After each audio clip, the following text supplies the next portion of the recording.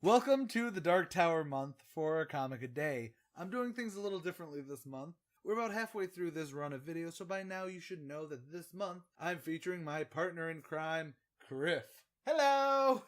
Of Bard and Criff Vlog. We have some stuff up there, go check it out. The link is in the doopity-doop. Format is just going to be a bit looser, with analysis throughout us recapping. So massive spoilers are massive for everything Dark Tower related this month. You've been warned.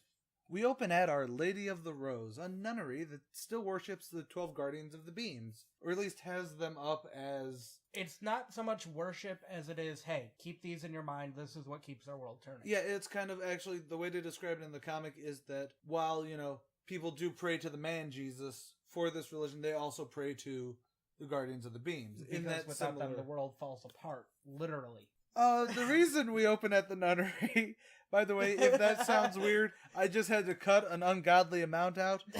Go become a Patreon. $2 a month can get you unedited, and boy, does it get kind of blue. So Roland's mom is there, not necessarily begging for forgiveness, but she's definitely has a heavy heart for her assistance in the things to come, and what has come before, like Martin. And herself. And Martin again. Back in Gilead, Court yells and berates Eileen for stealing guns from the armory, but she can't really be anything but what Court and the almighty Gon had made her. And I love Court because Court literally just like, you... He gets mad at her, but he also knows she has a very valid point, and he also knows that he taught her that point. Yeah, it's... So it's... I learned it from watching you, man! No, it's pretty much when you turn your parents' logic back against them, and exactly. they get pissy, but they can't be pissy at the same time. So anyways, Court's all like, fine, we'll see what Steven says when he comes back. Speaking of Steven, him and the gunslingers are slowly making their way back to Gilead. Well, they're carrying an invalid, so... And then we're back at Debarius. I keep wanting to call it Degrassi just because of the way it's spelled. At Our Lady of the Rose, Gabrielle Deschain, Roland's mom, is speaking of her sins to a hooded figure. It's thought to be the friar for confession, but of course it's not. It was Martin, Austin! It was Martin all along! Well, no, duh. And then they get screwing. In church! Because Blasphemous and Martin just go hand in hand.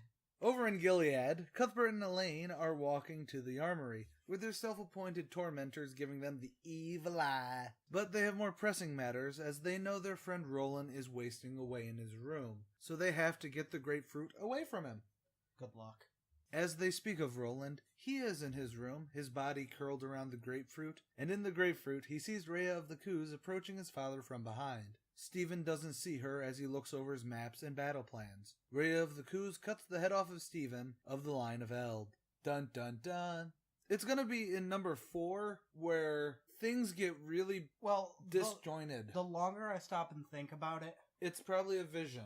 It's not even a vision. The thing of it is, with the grapefruit, because it feeds off of your life force, right? It'll show you whatever you need to see in order to keep you entrapped in it. It'll show you whatever it knows you need to see, because it creates like a little link with you to keep you staring into it forever, so it can just drain your force. It's why it kept showing Rhea what it showed her about the boys. Either way, this is a good issue. It is. No, it really is. Like, there's not really a lot to say about it, other than the shock ending, like, dun dun dun, Stephen's dead. And then we see later, no he's not.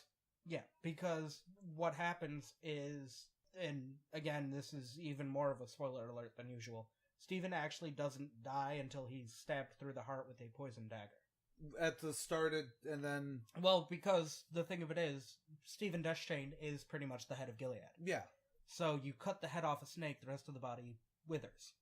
Granted, like I said, the only real big event in this is we get Stephen being caught by the Cooter checker from behind. But we do get decent setup for everything else. Like Eileen becoming a guns... Oh, right. If he dies, she... Yeah. She can't become a gunslinger. But at least Bert and Elaine are ready to make Roland quit the grapefruit cold turkey. Which always works. Isn't that right, Criffy Dean? You never quit cold turkey. You always go cold turkey. The thing of it is little do they realize that, yes, they do get him to quit cold turkey because obviously the story has to continue. Yeah, that's kind of the only negative. Like, you know where it's going to end, so the whole thing is watching what happens to Roland. Like how it happens and what happens to it. But the thing of it is, he is technically like a junkie who quits cold turkey. Because he pops a hot shot later on in life and, well, his goose is cooked. Thank you. That's the soundbite I was trying to get from this son of a... Well, it's also true, though, because he goes back into the grapefruit and Wizard and Glass, which is what brings us all the way back to Meiji in the first place. Whoa. So, that's all for today. Come back tomorrow as, well, Treachery continues.